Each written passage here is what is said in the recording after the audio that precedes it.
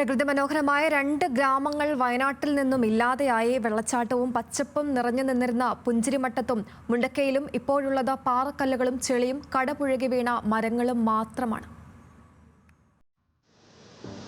വയനാട്ടിലെത്തുന്ന ടൂറിസ്റ്റുകളുടെ ഇഷ്ടസഞ്ചാര കേന്ദ്രമായിരുന്നു അട്ടമലമലയും ആറന്മലയും പുഞ്ചിരിമട്ടവുമെല്ലാം. വറ്റാത്ത തെളിനീരുറവ തന്നിരുന്ന വെള്ളച്ചാട്ടത്തിന്റെ ഭംഗിക്കൊപ്പം ആകാശം തൊടുന്ന മലനിരകൾ, പച്ചപ്പരവതാനി വിരിച്ചു നിൽക്കുന്ന കുന്നിൻപുറങ്ങൾ, ഇതായിരുന്നു പുഞ്ചിരിമട്ടം മേഖല. എന്നാൽ ഇന്ന് അതെല്ലാം മാറി.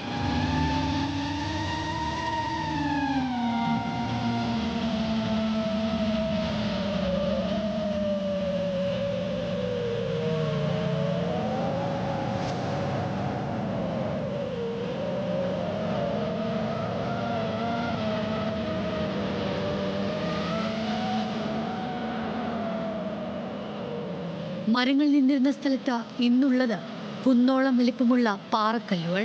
വിനോദസഞ്ചാരികൾ ഇറങ്ങിക്കുളിച്ചിരുന്ന മലയിടുക്കുകളിൽ 25 അടിയോളം ഉയരത്തിൽ മൺകൂനകൾ. ഒരു നാടിനെ ആകെ തണൽ വിരിച്ച മരങ്ങൾ കടപുഴകി. അതിനുമപ്പുറം പുഞ്ചിരിമട്ടം, മുണ്ടക്കൈ എന്നീ 2 ഗ്രാമങ്ങൾ തന്നെ ഇല്ലാതെയായി.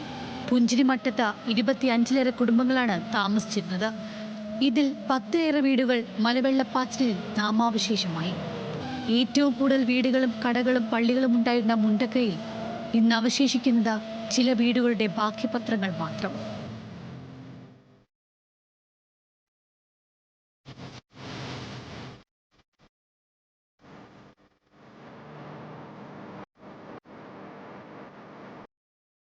സർക്കാർ കണക്കിൽ മേഖലയിൽ 200ഓളം ആളുകളെ ഇനിയും കണ്ടെത്താനുണ്ടെന്ന് പറയുമ്പോഴും നാട്ടുകാരുടെ കണക്ക് ഇതിലും എത്രയോ ഇരട്ടിയാണ്. കഴിഞ്ഞ ദിവസം വരെ ഒരുമിച്ചിരുന്ന് ചായ കുടിച്ച, രാഷ്ട്രീയം ചർച്ച ചെയ്ത, തമാശകൾ പങ്കുവച്ചവർ ഇന്നില്ല.